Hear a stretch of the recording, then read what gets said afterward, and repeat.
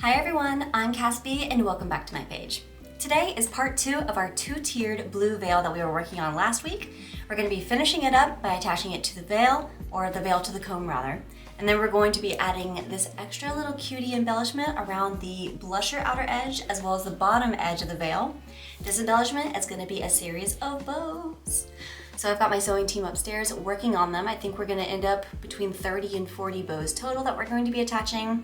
We'll show you how to make them, we'll put them onto the veil, and then we'll get everything finished up. So let's go ahead and get started.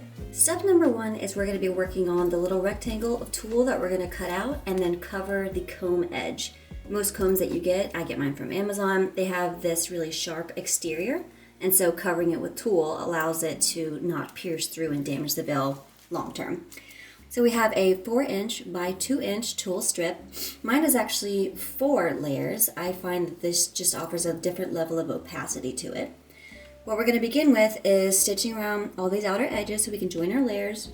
We're going to fold it in half, stitch the outer edges so that they're enclosed, and then shove our comb into it. Let's show you how we do all that. Okay, all of our outer edges are stitched. We're going to use our iron to press up the outer edges. So let's do that next. At this point, we've got our edges pressed and flipped towards each other. Our finished look is going to be folded this way. These outer edges are going to be enclosed. We have to stitch those first. So we're going to be pinning it wrong sides together first. We're going to be stitching these outer edges at 1/2 inch. That's going to bring our 4 inches back down to 3 inches total for our 3" comb. All right, outer edges sewn. We've got our pressed up area. Let's go ahead and trim these outer edges and the corners. We're going to be turning this right side out. All right, so here we go. And this is why you pressed up those areas to begin with, because they'll be easier to just kind of fold into place. And so just like that, we have this really awesome, perfectly enclosed, little clean little pocket to insert our comb into. So we're gonna go ahead and slip it in. So you see we have all these really nice crisp edges. I'm going to come in at this point and stitch with clear thread just right around that top bar, and that's going to keep this in place. And then clear thread is going to also affix it to our veil.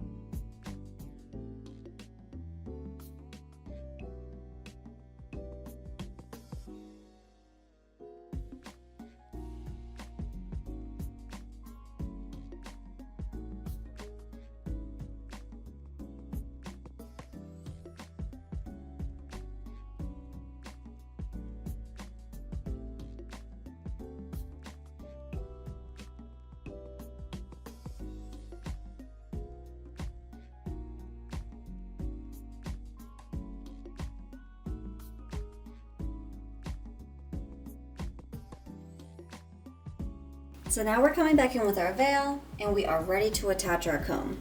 If you remember in the first video, part 1, we left our safety pins signifying where the comb is going to come in after the fact. So that's why we left those there. Here I come in with our comb. It's going to be placed on the top of the crown of her head. That means that the curvature needs to extend upwards like this. A lot of people will make the mistake of doing it this way. It's very hard to attach your veil like that. So for at least this style, we're going to have the curvature extending upwards. And if you can see, we're really just going to be piercing along that inner edge that we did originally to attach this tulle to the comb. We're going to do that to attach it to the veil as well.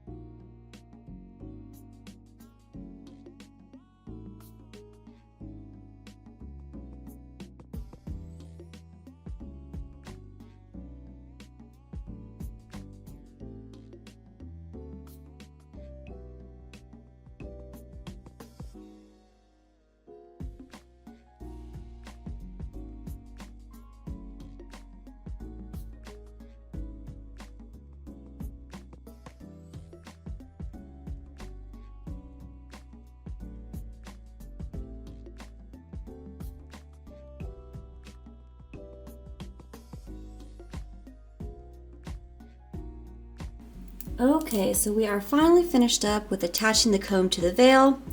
So why did we use clear thread? Because it's obviously really hard to see. I wanted to have this very seamless transition from the comb to the veil, and so using clear thread just makes it much more delicate.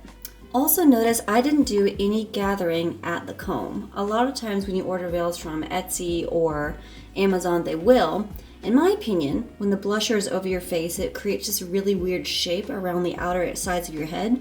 So for this more circle veil, really delicate, soft finish, no gather makes it lay perfectly on the crown.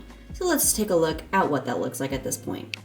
So once again, to reiterate, when the blusher is pushed backwards, right, that's why we have our comb angled this way, okay? So that whenever it's forward, it lays nice and flat. So let's pin it with it forward first. I'm gonna go right on the crown, as if the comb is right on her head. And I'm just using pins to affix this, but obviously you would just put the comb in her hair.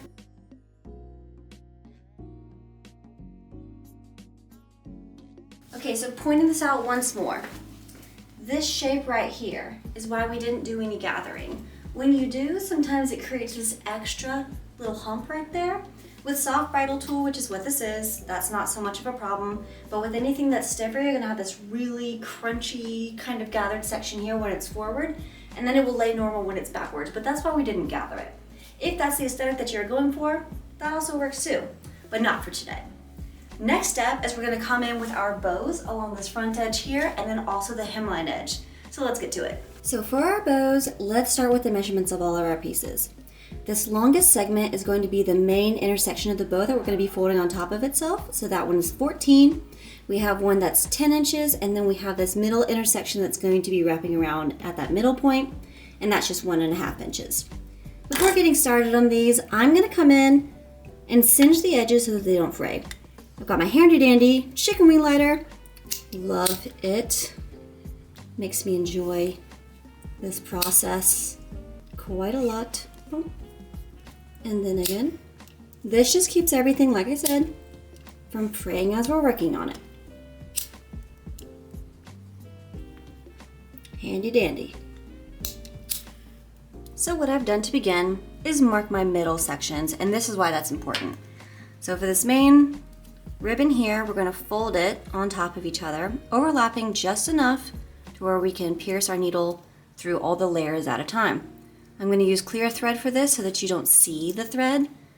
I think that's going to be a nice seamless transition once we attach it to the veil. You can also use your sewing machine for this step if you wanted to just do a little stitch right across this middle section, but not necessary in my opinion, and I feel like it's easier to show it to you this way. So feel free to use your machine if you prefer to do so. Now I'm going to come in with that little smaller intersection piece. Okay, so this is the back, all right? I'm going to go ahead and pierce through it. So I've got my needle on the front side, fold these down, right? Come back to the outer side. And all I'm doing is just kind of trying to catch all the layers at once with my clear needle. Very, very easy. It comes together really quick. So if you like working on sewing projects that are like instant gratification, this is for you. Okay, so before pinching back through on this back side, let's take our little tail section. All you do is you pinch it. Instead of going exactly in half, you just see it just drapes immediately downward. I suggest having a little diagonal segment and then affixing it to the rest. And like you've been doing, you're just gonna pierce right through all those layers a couple different times to make sure that it stays open in the fashion that you intended. All right, and I'm just gonna do a little knot to finish this up. I like to do a little double knot because clear thread is pretty bouncy. Likes to undo itself even if you've tied it in a knot. Come in and clip. And then the last thing that you're gonna do before you're finished up with your bow is you're gonna come in, I'm gonna trim those edges again just because I like more of a diagonal shape. And then once again, finish it off with our chicken wing lighter. Bump. So cute. Now let's go stick a whole bunch of them on the veil, shall we?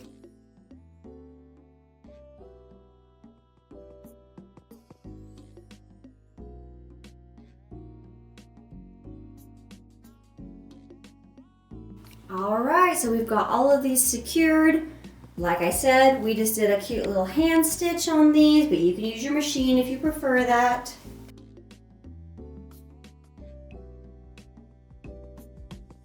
Okay everyone, that is the end of the video for today. To see the whole look all together, you're gonna have to check out my Instagram page. So that's CassB by Design. We also have that listed in the description below. Let me know what you guys think about this. I know bows aren't everyone's thing, but I thought it would be really fun. And it's a blue veil anyway, so it's already super non-traditional. So if you got to choose what to spend your time doing, this is definitely not a bad way to do it. So I hope this made sense. Let me know if you have questions, if you couldn't see anything in the video, and then leave that in the comment section below. Don't forget to like this video, subscribe to my channel, and I will see you guys next time.